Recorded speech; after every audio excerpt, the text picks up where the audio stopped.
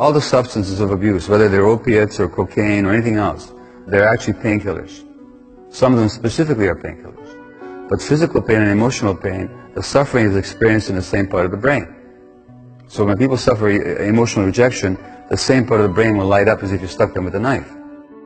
The Eckhart Tolle says very nicely that addictions begin with pain and end with pain.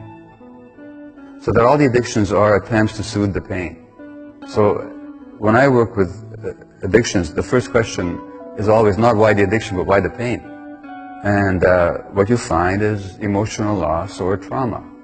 In the case of the severe addicts, as in the downtown east side here, they were every single one of them traumatized.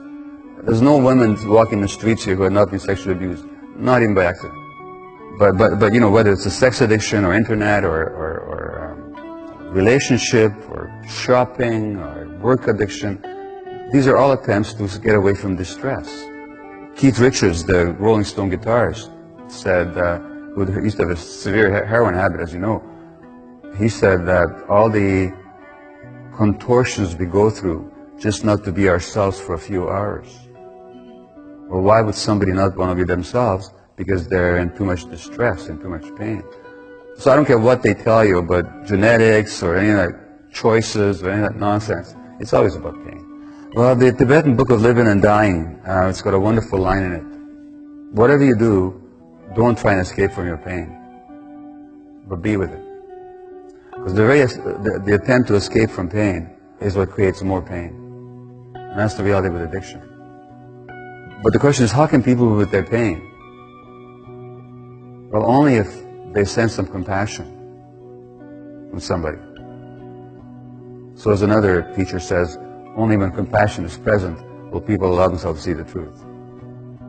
So addicted people need a compassionate present which will permit them to experience their pain without having to run away from it. And all the attempts to run away, it's like another teacher says, the surest way to go to hell is to try to run away from hell. So you got to be with that pain. You just have to be with it, but you have to have some support. And we live in a society that, one way or the other, is always about instant relief, quick satisfaction, distraction.